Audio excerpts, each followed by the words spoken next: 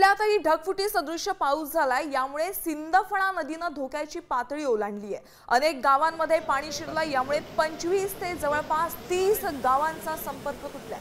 पुलावरनं पडत असलेल्या पाण्यामुळे रहदारी देखील बंद करण्यात आली आहे।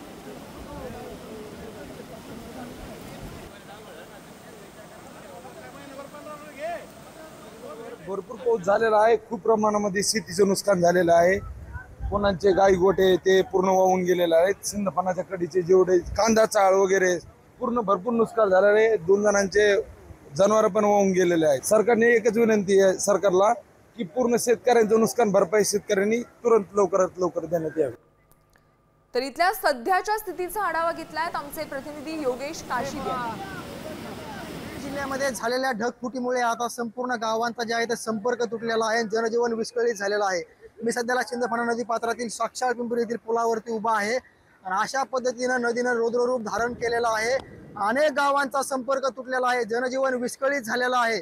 झालेल्या धुवाधार पावसामुळे आणि ढगफुटीमुळे नदी पात्रामध्ये बघू शकतो कशा पद्धतीने रौद्ररूप जे आहे ते धारण केलेलं आहे। मी सध्याला याच नदी पात्रामध्ये उभा आहे।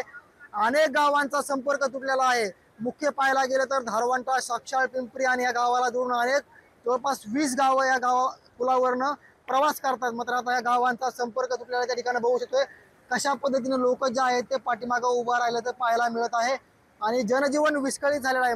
साम टीव्ही साठी साक्षाळ पिंपरी, बीड। आता isakal.com आहे देशातील नंबर 1 ची मराठी न्यूज वेबसाईट। प्रत्येक अपडेटसाठी isakal.com ला नक्की भेट द्या।